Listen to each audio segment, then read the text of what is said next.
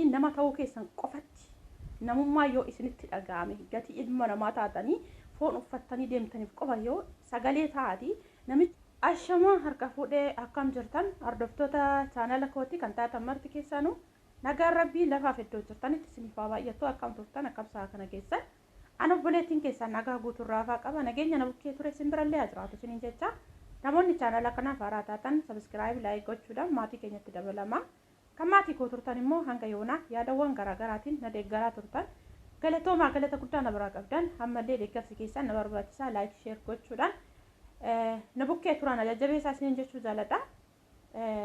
Dhugaa rabbii akkuma jalqabate irratti argitan kana jechuudha obboloota kan koo jechuudha. Hin beeku baay'ee ulfaata irraallee dubbachuuf dhageeffachuuf illee ijaan argaatti illee waan baay'ee nama sururu waan baay'ee tokko nama gaddisiisudha.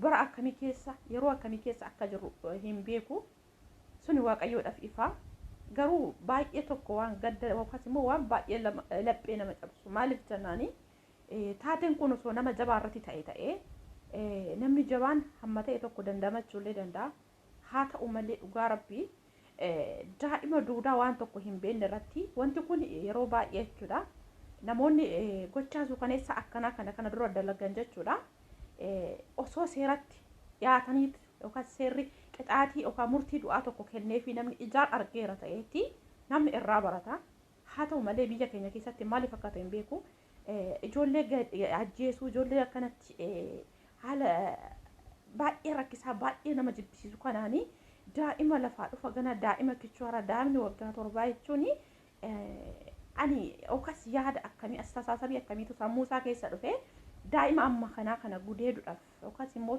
gocha akkanii irratti raawwachuuf isa kakaase irratti isa raawwachiise waaqayyoof ifa baay'ee tokko ulfaata. Dhugaa rabbii bara ilma namaa akka yookaas immoo ilma dhiiraa tokko akka bineensatti baqachuutti baqa ilmi namaa dhugaan isin jira baqa ilma dhiiraa tokko dubartiin akka bineensatti baqachuudha baqa maaliif bara kana keessa kan kana laaltan dhuguma ilma dhiiraa wajjin jiraanna isin hin jechisiisu haa ta'u malee immoo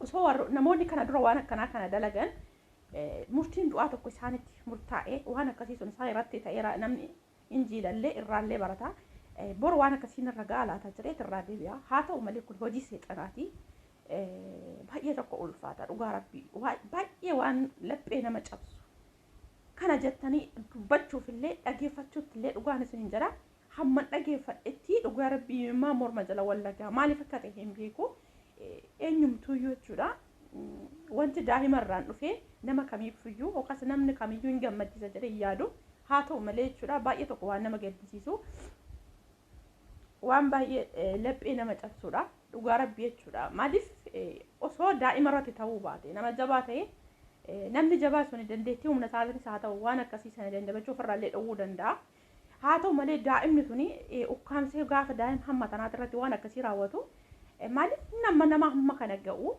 har'a isheen daa'ima waggaa 7 jechuun garuu namni kamiyyuu hin beektanii kanaaf baay'ee tokko ulfaata waaqayyo bichaan araara isaa nuuf fidu dhugaa rabbii kun rabbii dheekkamsa rabbiiti maaliif jennaani waan ta'uu hin qabne argaa dhageetitti waan ilma namaa irratti dhala namaa irratti ta'ee hin beeknedha kan Itoophiyaa keessatti ta'aa jiru kuni waaqayyo bichaan akkamittiin ilma namaa karaa isaarra qabee ta'uuni bara kana akkamittiin akka nurraa jijjiiru isatu beeka sa'aatii dubartiin ilma dhiiraa akka bineensatti baqachuutti jirtudha maaliif jennaan kan kana yoo laaltanii boru jireenya godhadheen ilmoo dahee ilmoon koo sun maal dhugaan isin hin jedha sissaqqaqsiisa yookaas immoo keessa keessanitti baqa gammachuu hin qabdan kan kana gaafa laaltan jechuudha bakka kanatti hin faradu maaliif jennaani ijoollee baay'een kan isheetti faradan hin jirtanii hin faradina wanti isin beektan hin jiru namoonni tokko viidiyoo osoo seeran gadi fageenya maal isheen akka dubbatte hin beekin ijoolleen Oromoo keenya waan keessattuu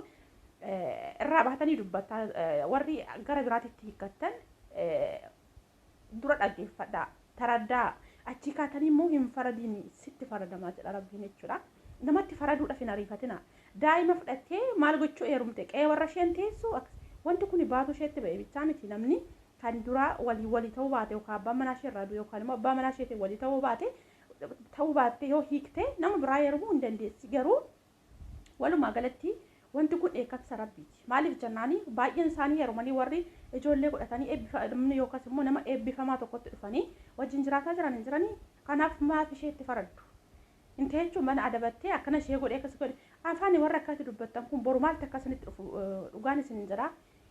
Dubartii taatee jirta haadha qabda obbolaa qabda kophaa kee garuu dachee kanarra hin jirtu warra akkasitti faraddu suni. Kanaaf boru mana keessan dhufuu danda'a hin faradina akkanatti jechuudha. Kallattii kamiin akka wanti kun isin qaqqabuun beektanii dhuunfaa keessanitti isin qaqqabu baatu fira keessan obbolaa keessanirra wanti kun ga'uu danda'a. Kanaaf waan tokko argitanii osoo dhageeffatiin hin faradinaan isin jedha. Obboleettiin keenya kun dhugaa rabbii yoo isheen dubbattu ani viidiyoo ishee gamisa qofa dhageeffadhe maaliif hammuman ishee ilaalu boo'ee sababa mataan dhukkubee fi viidiyoo sana dhageeffadhe fixuu hin dandeenye. Kanaaf viidiyoo citee tooniyyuu namoonni asii fayyii tiktook irra oofaniin hamma ta'e tokko illee dhageeffadhe jechuudha. Kanaaf ani hin faradu maaliif boru wanta natti dhufu sababa hin beekneef hin faradina hundi keessanoo jechuudha. Kanaaf kuni waan balaaleffachuu qabu namni kamiyyuu jechuudha. Isheetti faraduu osoo hin taane balaaleffachuu qabna maaliif jennaani inni gamatti ilaalle kuni boru achi fagootti ilaaltan kuni isin dhiyootti yookaan isin bukkeetti argamuu danda'a sababa ta'eef kuni nama yookaas immoo amantii gandaan wal qoodanii dubbachuu osoo hin taane nama ta'uu kee qofatti sitti haa dhaga'amu. Maaliif jennaani daa'imni tuwwaa tokkoyyuu hin beektu duudhaadha ganaa lafaa dhufte namni kamiyyuu jechuudha. Kuni abalu gaariidha kun immoo abalu nama badaadha jettee nama jibbaa fi adda baafattee beektu miti jechuudha. Daa'imni hamma tana geessu jechuudha. Kanaaf akkasitti irraan dubbatinaatiin nama ta'uu keessan qofatti namummaa yoo isinitti dhaga'ame gatii ilma namaa taatanii foon uffattanii deemtaniif qofa yoo sagalee taati namichi suni dhugaa rabbii waggaa 25 kan isatti faradamu miti murtii du'aa isatti faradamuu qaban jedha gama kootiin jechuudha. Murtiin du'aa isatti faradamuu qaba. Maaliif jennaan namoonni biraa karraa baratan namoota biraatiif akka fakkeenya ta'u wanti kuni kana duras guyyaadha yookaas immoo yeroodha ji'aan waggaadhaan wanti kun ta'aatuma oola Itoophiyaa keessatti garuu seerri boru hidhaa boru lakkisaa sababa sanaaf utuu jechuudha. Maaliif waggaa 25 tana fixee hin baanni boruma jiraata. Kanaaf jiraachuu hin qabu dachee kanarra. Maaliif akkuma ishee daa'ima sana balleessetti lubbuun isaa baduu qaba. Maaliif waan ta'uu hin qabnedha kuni. Waan sammuu namaa keessaa baduu hin dandeenye ilma namaa kamittuu jechuudha. Haadha abbaa yookaan haadha daa'ima kanaaf qofa miti dubartii taatanii namni kamiyyuu kan daa'ima qabdan illee kan boru dhala godhachuuf jirtan illee kanarra dhala of jala qabdan irra jechuudha. Yeroo kamittiyyuu wanti kun sababa argitanii dhageessanii fi lafa kamittiyyuu jechuudha osoo isin yaadin osoo itti yaaddanii hin ta'in keessa keessan deddeebi'ee gizeen itti sirrifaasisuu jira jechuudha. Maaliif sana nama arge beeka sababa ta'eef garii warri ilma of jala qabdan ni beektanii. Kanaafuu jechuudha nama ta'uu qofaan isinitti dhagaamee tooni wanti kun seerri isatti faradame kun sirrii miti yookaan murtiin isatti murtaa'e kun sirrii miti murtii du'aa ta'uu qaba jedhaati sagalee taa'afi maaliif boru waan isin bira ga'uun beektan mana keessa waan dhufuun beektan gamasitti ilaaltan malee of bukkeetti arguuf jirtan wanti kun yeroo baay'ee waan taa'aa ooludha. Sanas ta'ee kana waaqayyo bichaanii nama karaa isaa yaadatu nu haa taasisu libboonaa nuuf haa kennu. Maaliif jennaan kuni dheekkamsa rabbiiti waaqayyo araara isaa nu haa fidu. Maaliif mucaan kuni sa'aatii sanatti osoo hammam ta'e illee jechuudha hammam takka yoo simmeetii qabaate hammam takka illee yoo ta'e jechuudha ijji daa'ima hamma kana ishee isa agarsiisuu sun achi gadi ba'ee namoota ukkuliisaa yookaas immoo namoota gita isaa ta'a wajjin fedhiisa sana hin baatu immoo daa'imittiin suni silumatuyyuu daa'imittii ajjeesee tuma dachee irraa balleessuudhaaf keessatti kaayyoo qaba. Baay'ee tokko nama gaddisiisa dhugaa baay'ee lapheellee nama cabsa dubbachuuf illee waan baay'ee ulfaatu jechuudha. Kanaaf namichi kuni murtiin isatti murtaa'e sirrii miti murtii du'aa ta'uu qaba. Namni kamiyyuu kana irraa iyyisiisee tooni jechuudha. Wanti kun yoo namni kanarratti akkas ta'e boru namni biraa irraa barata. Badii akkanaa deebisee hin dalagu. Namoota baay'eedhaaf fakkeenya ta'a. Injedha akka gama kootti jechuudha. Kanaaf hundumti keessanuutu wantoota hin hubanne yookaas immoo waan hin dhageenye irraa dubbachuu osoo hin taane sirriitti dhageeffadhaati maal akka isheen jette akkasuma mana kiraa keessa taa'een rakkadhee tanan kanan guddifataa jiru jette isheen ijjuu jechuudha. Garuu immoo daa'ima fiddee abbaa manaa biraa hamma yerumtuu qe'ee warra keetiin teessu akkasin taatu akkanan taatu jettanii warri faradan kuni isinitti faradamuuf jira hin faradinaadha. Kanaaf waaqayyo jajjabina isheef haa kennu dhugaa rabbii ani beeku hamma kanayyuu jabaattee teessee haasa'uu isheetti gargaarsuma rabbii ta'ee waaqayyo sababa ishee gargaareef malee kuni ishee deessee ji'a 9 garaatti baattee waggaa 3 dugdatti baattee ishee guddistee amma kanaan ishee sadarkaa kanaan geesse mitiiti. Namni halaalaa kunoo jechuudha viidiyoo kana ilaalee namni himmaan hin buusne hin jiru. Baay'ee tokko laphee nama baay'ee tokko nama gaddisiisa jechuudha. Kanaaf waaqayyumatu ishee bukkee jiraaf jabina isheef kenne ammallee rabbi jabina ishee dhafaa kennu dandeettii ishee dhafaa kennu maaliif jennaani waaqayyooni cittoo namaa kenne qeensa nama dhoowwatu jedha Oromooni. Kanaaf ishee miidhammoo hammasuma jajjabina ishee dhaf kenne. Kanaaf waaqayyo dandeettii ishee dhafaa kennuun jedha akka gama kootti jechuudha.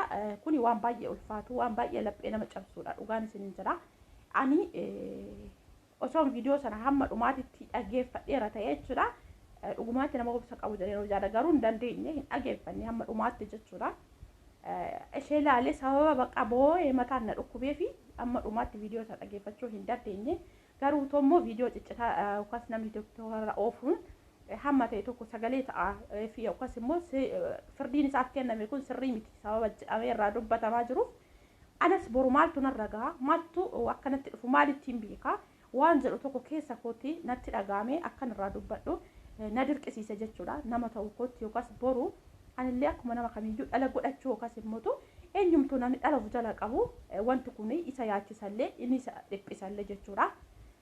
Kanaaf baay'ee ulfaataadha bara akkamii keessa akka jiru hin beeku waaqayyo dhiifama nu haa godhu akka arjummaa isaatti jechuudha akka cubbuu keenyatti miti cubbuun keenya silaa osoo akka cubbuu keenyatti nutti lakkaa oola ta'ee dachee kanarra ilmi namaa dhaabbatee hin deemu jechuudha maaliif hojiin keenya baay'eedha kan nuti irra oollu argaadhaaf dhageettiidhaafis illee waan hin tolle waa baay'eedha kan nuti dalagaa oollu waan ta'eef waaqayyo amma cubbuu keenyatti nutti lakkoofne harka keessa nu qabate ammallee inni karaa isaarra nu qabuun isin jedha obboloota koo. Egaa nagaan naaf turaadha hammanuma waan natti dhaga'ame dubbachuuf as bahee dhugaa rabbii baay'ee tokko keessa koo dhugaa danda'ee akka waan rakkoon sun irra ga'etti irraan dubbadhan jedha si'a 2-3 haasa'uuf ka'e jechuudha keessa kooti na hudha maaliif akka ta'e hin beeku jechuudha daa'imittii suuraa ishee ilaale jechuudha. Innaa akka kana fakkaata nagaan naaf turaa turtii gaarii isin jedha hundumti keessanuutu akka namummaatitti balaaleffadhaadha sagalee ta'aa fi